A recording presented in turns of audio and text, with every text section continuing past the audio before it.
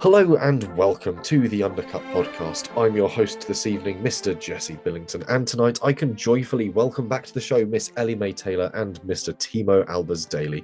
How are you both? I'm good, thank you. Getting over, I think, the flu that I've had for like 2 weeks, which has been fun. But other than that, I'm good. Thriving, surviving. Timo, how are you? Thriving. Not so I'm much. I am thriving a little bit more so than Ellie-May from the sounds of that. If she is, it's not convincing. I'm very good, thank you. How are you? Not too bad. It's been another busy day in my world, road testing a 1995 MGF, which was going really well until the brake caliper fell off the front driver's side wheel. But hey, we put it back on in a car park somewhere in the Midlands and kept soldiering on in we never leave a man behind spirit. The You usual always normal manage, things. you always manage to break a car. Yeah, something always seems to go wrong when I'm off on some sort of photo shoot. Had relatively I'm severe beginning to gearbox think it's not failure. the cars. Mm, They're not my cars. They're it's someone not just. else's duty to maintain, and this one had just passed its I mean, not MOT as that your well. track record with maintaining old cars goes particularly well either, but Maintenance is fine, operating different, but we'll see how that goes. I should have an engine back for the MG sometime later this week, but that's not the God, is that point. still not over? Continue. Yeah, that saga is still going on. More on that later. Anyway, that's not what we're here to talk about. We're here to talk about the 2025 Formula One season, which is very much about to kick off. We are recording this on Wednesday night. The Australian Grand Prix is this weekend, so we ought to lay down some predictions for the upcoming 24 races that'll take our sport around the world once more. We've asked friends of the show to make their predictions as well again, and have opened up the polls to the general public for an added amount of madness. I also then put all the options through a randomizer to truly see how well we know this sport. So we've got sort of the metric of the general amalgamated intelligence of the general public, the general amalgamated nonsense of a randomizer, and some friends who know what they're talking about. So we'll kick off with constructors, and we'll just sort of whiz through our top three and any outliers that I've spotted while collating the data. Ellie-May, your top three. McLaren are winning, uh, followed by Ferrari and then Mercedes. Interesting calls. Timo, I'll let you read out yours and mine as they are the same. Yes, and correct because McLaren aren't winning. It's going to be Ferrari. It's our year, Jesse. That's what I hear. McLaren will get P2 though, and then Red Bull, because even at a compromised level, they're still going to be a stronger team than Mercedes. I'm gonna bet, and as Jesse put me in charge of it, he thinks the same thing and is therefore tethered to that train of thought, whether he wants to be or not. I know I do agree with the train of thought actually, kicking off the season by agreeing with Timo early on, and That's an they, outlier. that's dangerous Yeah. waters really. But yeah, I think that even a slightly crippled Red Bull might be better than a bit of a hodgepodge for Mercedes. We'll see how it goes. The big outlier on the constructors' predictions is a friend of the show, Jenny Craig, putting Sauber in P6. She did fill this out for me very late at night. Very neat handwriting, says Jenny. She hand wrote all of hers. Everyone else just sort of Hand messaged wrote me it as back. well. She hand wrote it and sent me a picture. It's incredible. 10 out of 10 for effort. If we can award points for that. But Sauber P6 has left me perplexed. I tell you what, if they do finish in they don't finish P10, quite frankly. You need to find that piece of paper or print out a nice version of it, frame it, and then that could be her Christmas present for going, you know what? Fair play. I will keep hold of the picture she sent me, and should Sauber finish P6, I'll frame it for her. There we go. Hulkenberg? She's got some strong opinions on Nico Hulkenberg. I mean, we'll get into the driver's title where she's put Hulkenberg in P12 and Bortoletto P13. So clearly she thinks something's up at Sauber. But anyway, drivers, Ellie-May, your top three. Norris is winning the championship, followed by Leclerc, then Piastri. Timo, you and I again agree that the two Ferraris are going to be in the top three, and there'll be a McLaren with them, but we've got a bit of a disagreement as to quite which ones and whom and where. Yeah, I mean, I'm just glad, first of all, that Ellie-May is finally drinking the Kool-Aid I gave her for Christmas because it's showing in some of these predictions already. Um, I want to say that Lewis gets it straight away with Ferrari, but I'm going to go with my head over my heart, and this one will say Leclerc is going to get the title this year, as you have also said. Hamilton will get P2 though, hence constructors, and then I think Piastri is going to get third position. I just got a good feeling with Piastri. He's got that contract extension now, and not that he needed it, but he's just very comfortable there. His second season was pretty darn good, so his third season, I think we're going to see something special, but not quite the title. Hmm. I think he's building up to it. He's had a good run up, and like you said, he's solidified with that contract extension. But I think he is still up against Norris, who proved himself quite amicably last season. I think we're going to see Leclerc first, Norris second, and Hamilton third. You've got a point of contention. The only point of contention being that somehow, despite, again, quick question for you two, because again, you've watched the season last year. Who won the championship? Max Verstappen. Yeah, no, that's what I thought. So why on earth in Fantasy F1 is Norris the most expensive driver and I Verstappen don't isn't? know. I don't know. I didn't pick the prices for Fantasy F1. I mean, there was a lot of questionable pricing going on, but the fact that the guy who finished second and had two races to like just having two races in hand before he won, bearing in mind it, you just think, how's that? Who's how? But anyway, I think because it's going into the season, McLaren seemed to be the stronger team, so that in theory, Norris should do better than Verstappen. Hmm. I think that's a logical argument to make, but I feel that logic only gets you so far on this podcast, Ellie-May. You know that well by now. Drivers' especially if you're making these championship. predictions, it's fine. Yeah, drivers' championship. There's no major outliers really. I think it's strong across the board. I'd say there's some interesting shouts from.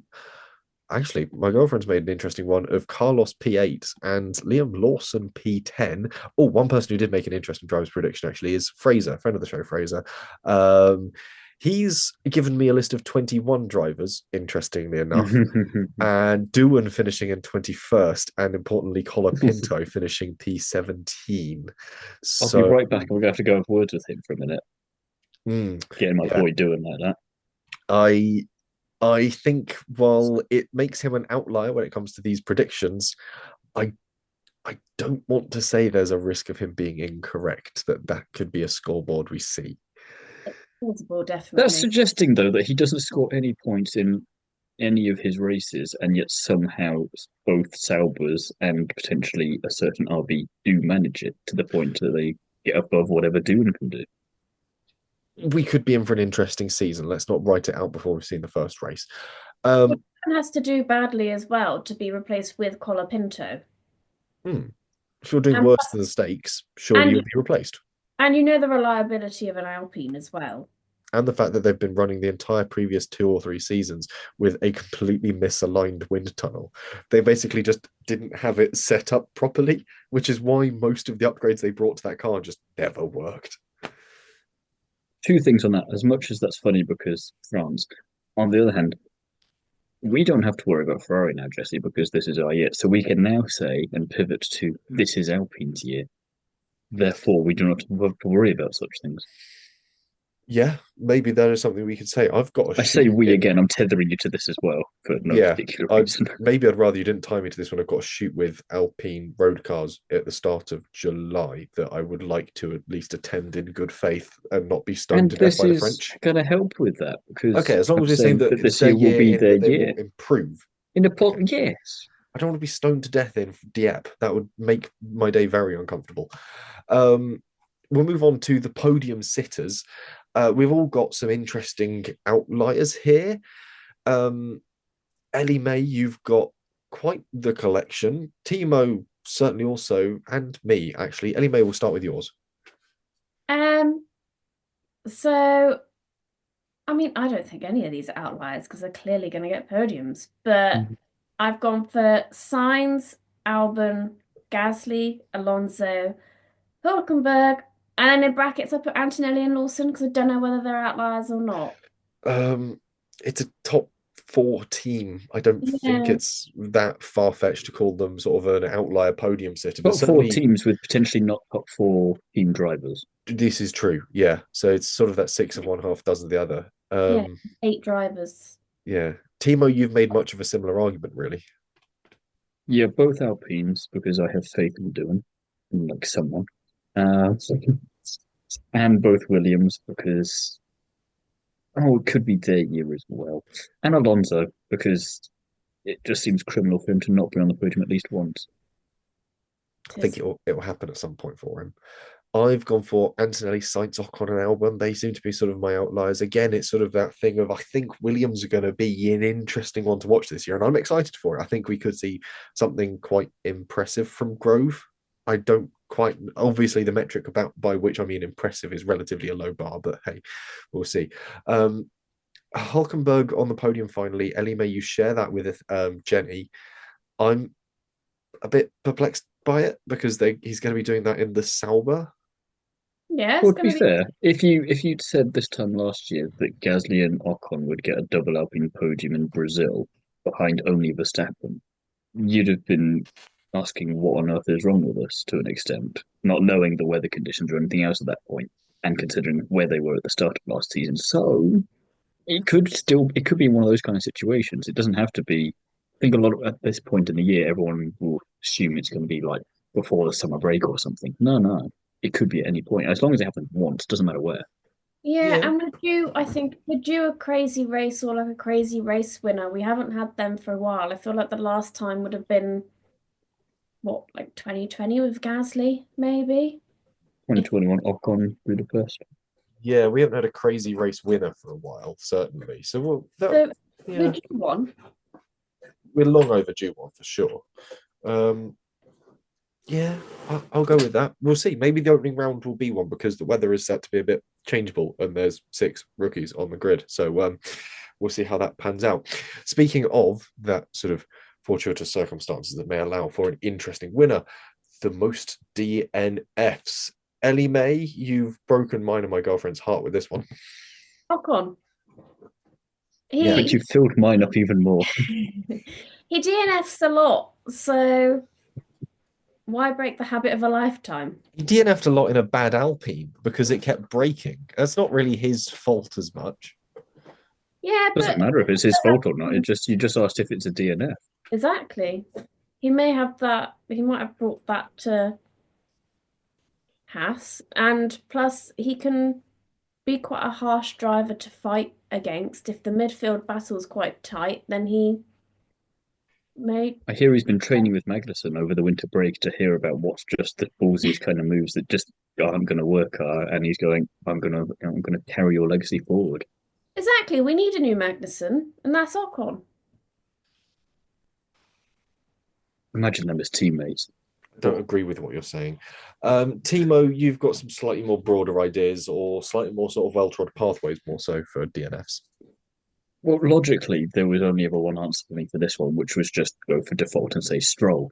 But then I remembered that Hadjar's on the grid this year and thought, if that happens a couple of times, it's more likely to happen more often because, well, I've watched him race for the last 2 years, and when he gets in a bit of a tiff with himself and with anything, quite frankly, it's great team radio, but also it kind of breeds more of the same and is then something that would qualify for most DNFs in a season, and you'd end up going to see him in Abu Dhabi with broken trophy going, this seems appropriate to give you.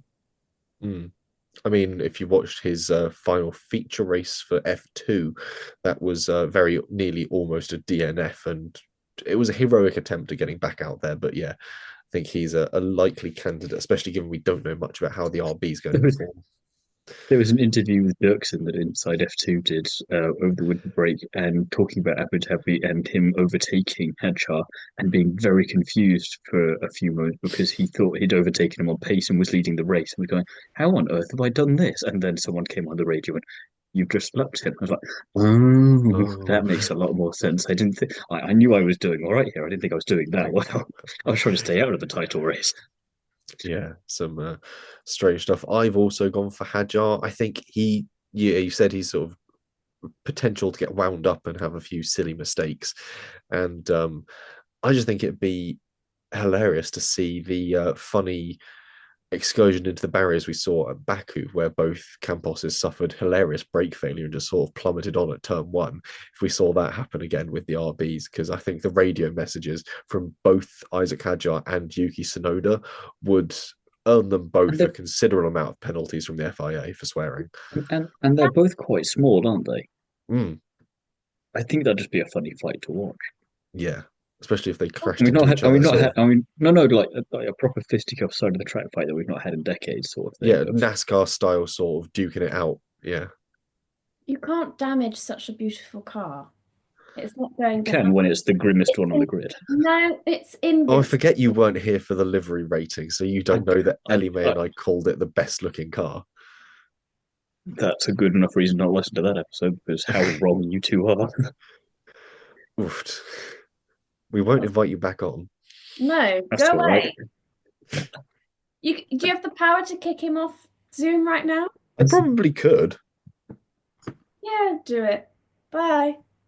Oh, I've just got a message from Fraser, who's Inside F2 have just posted their 2025 predictions. So interesting to see how mine tally up against everyone else's. Badly, I'd imagine. In theory, you should do better than me, considering Did you just I don't guess? watch F2. Did you just simply guess? Kind of, but I feel like there was some logic behind it. And That's apparently, my excuse, and we've seen how well that's gone. Did you apply astrology to it? Did you go through and find the drivers and like check their star signs and go, they're gonna do well? And because that seems like a far more you way of doing it. I didn't think of that. I should have done that. I don't know who's meant to have a great year this year in terms of like. I kind of want her to go and do that now, and then for her to have her fly on the wall, balls to the box kind of predictions be just more correct than all of the stuff that she then goes and researches. I was going to say we're going to have to do a bonus episode off the back of this where she does the F1 and F2 grids based off their astrology. Yeah, I'm going to have to do that now. Yeah. But in that episode, it's going to be purely in your Somerset accent. Oh yeah, no telephone voice. Everything with a rolled R. Anyway, outliers when it comes to DNF. Doohan and Ocon are technically the outliers. They were only voted for once. Hadjar and Stroll are by and large the favourites when it comes to this challenge.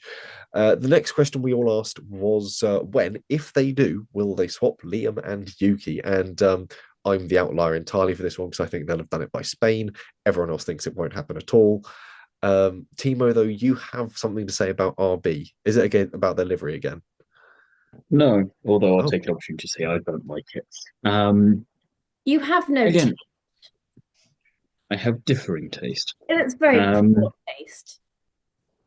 Peasant. I mean, you insult yourself in the process there, but there we go.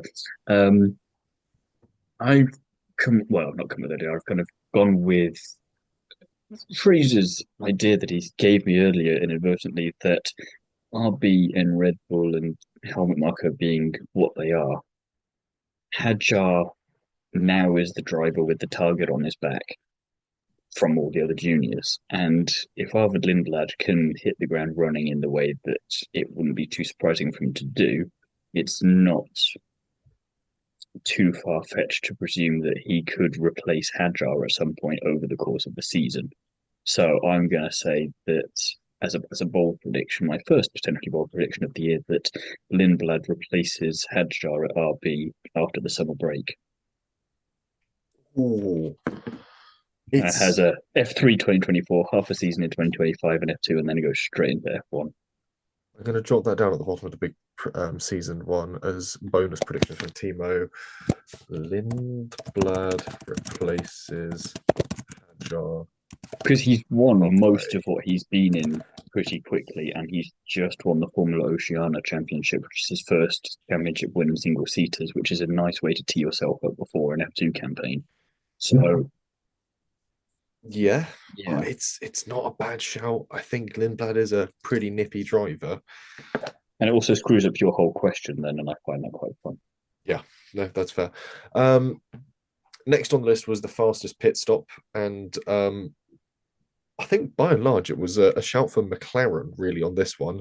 A couple of people saying Red Bull, Ben Wellham, and Jenny Craig. The problem with Ben Wellham is he started out as being like our Swan. baseline control variable, but the problem is he's since started watching Formula One, so now understands it and makes relatively logical predictions compared to when we first had him on. So he's not the sort of perfect idiot that I set out for him to be. He's become educated and therefore ruined why I started asking him to do these.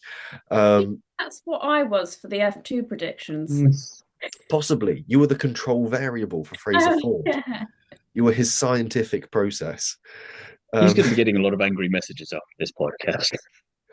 From Ellie-May. I'm messaging him at the moment as well because he. But anyway, yeah. We'll see what happens. But yes, fastest pit stop. Generally, it seems to be McLaren, but there's a few votes for Williams, Timo, and the outlier is Haschap, who thinks it's going to be Alpine. Well, they've got to do something right, haven't they? Yeah, and that's keeping doing. We'll see on that one. Battle of the Rookies was the next question, and I do have to stipulate by this we do not mean Liam Lawson. If you do think we should have included Liam Lawson in this, comment. There'll be available spaces to comment on YouTube and Spotify. Let us know if you think Liam Lawson technically counts as a rookie. He's done more than 2 races, so in the FIA's eyes, he's not a rookie, and I believe by doing more than 6, he would no longer have to wear rookie plates when racing in the UK in sort of basically anything that's not F1, F2, F3. So by every measurable conceived, he is not a rookie in my eyes, in my mind, and many official adjudications. So rookies outside of Lawson, who are we going for? Ellie-May. Well, mine was Lawson, but you did that just out of spite. No. Yeah. Can you kick yourself off the Zoom call? I probably could, but that would end the entire thing, and then there'd be no recording, and then there'd be no podcast. And many people, at least 12 people, would be quite upset. You then make me the host, because then we've kicked Timo off, we've kicked you off. Then it's just me, the voice of reason. The voice of Bristol. Let's not go that far.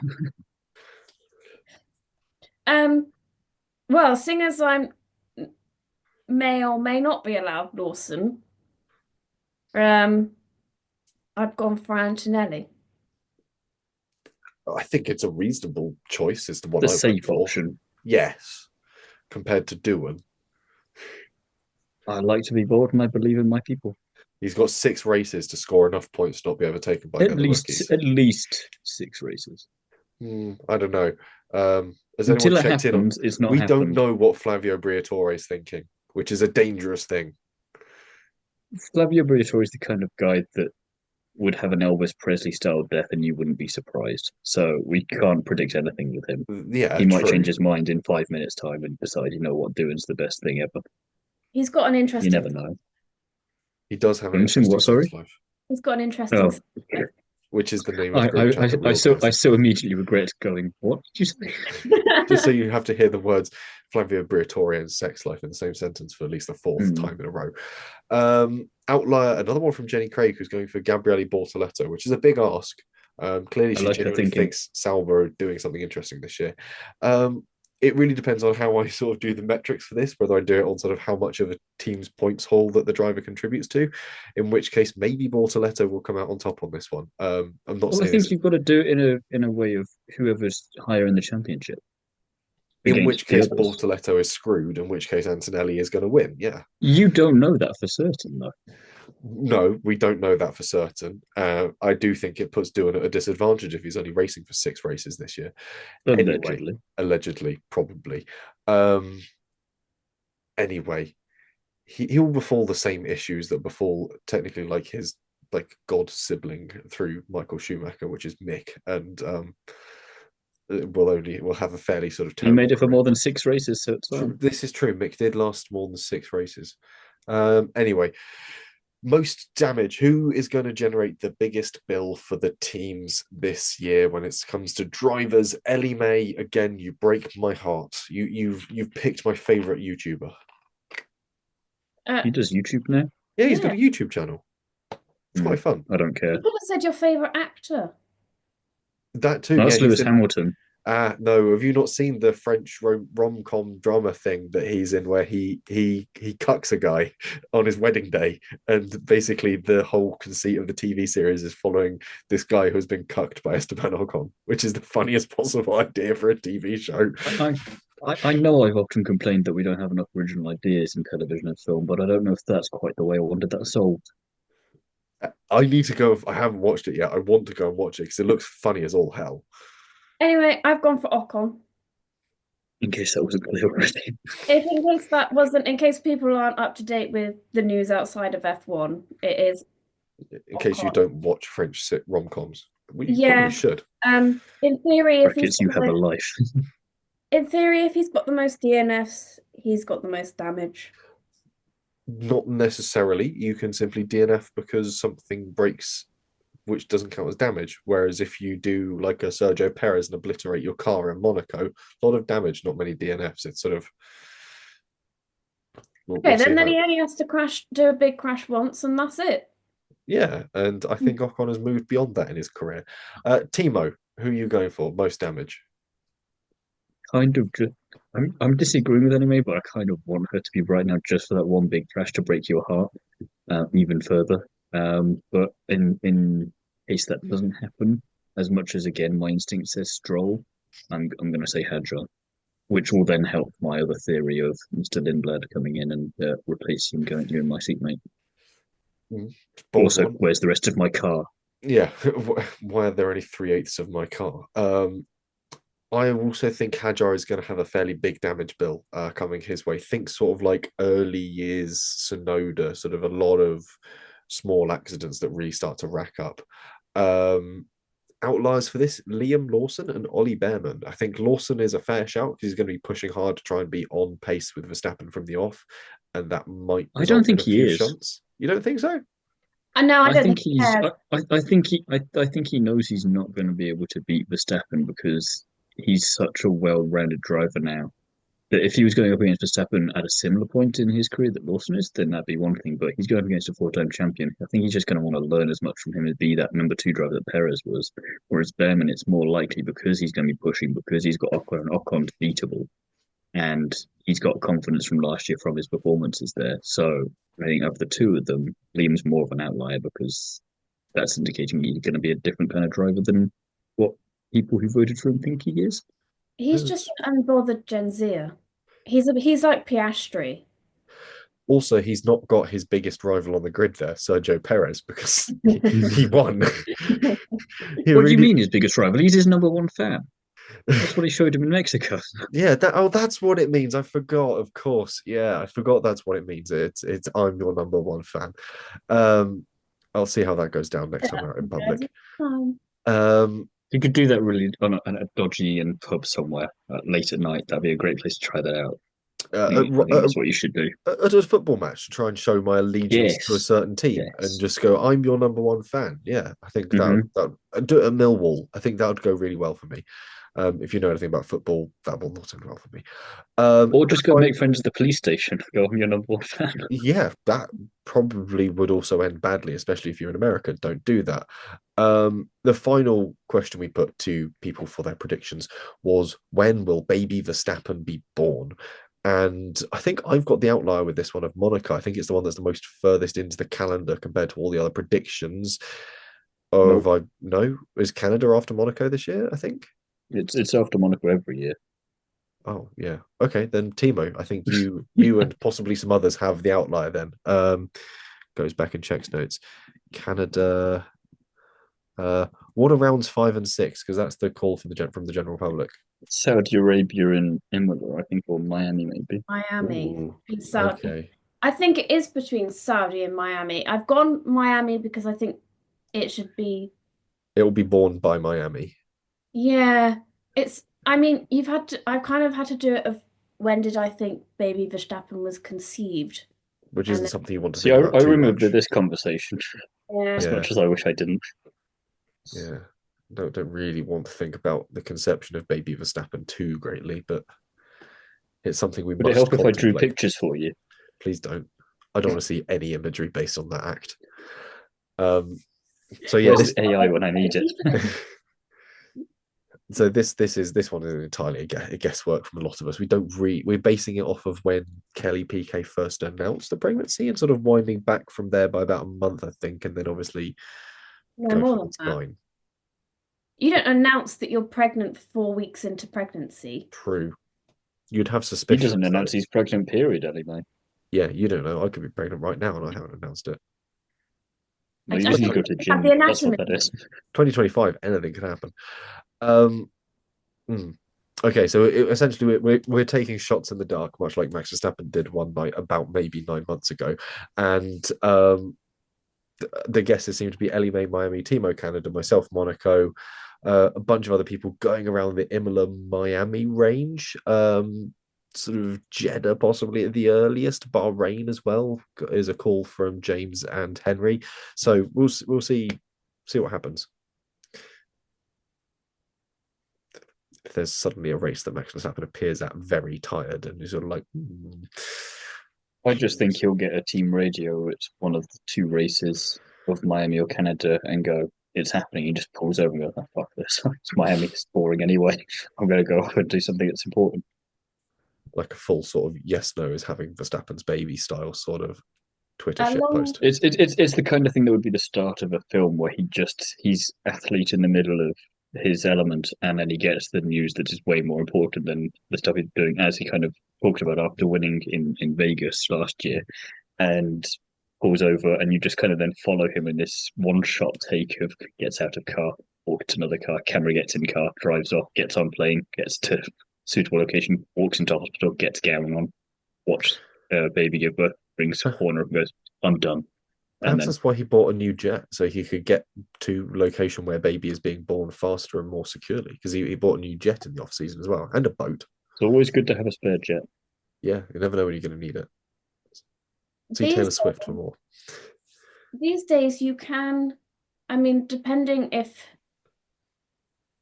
it's like a high risk pregnancy or whatnot, you can plan your delivery date. So they could be born outside of a race weekend so that he can be there. I mean, I'm not saying it will be born in a race weekend. I'm just saying which race weekend do we think it will be born closest to? 32 of Miami. Yeah. But I guess Miami, even though I've picked Miami would be the worst one for. Or maybe depends where she is. Well, it's going to be Australia, but he might send her to a location ahead of time, making the same prediction himself, and go, you know what, Ellie-May is right. We'll send her to Miami 4 months in advance, and she's just got to stay there. Yeah, just book out a maternity. That baby's going to be American, whether we want it to be or not. Actually, that's a good reason to not do it. Yeah, send him somewhere else. Perhaps I'm right with Monaco. Perhaps I'm right with Canada, because that'll be really funny these days.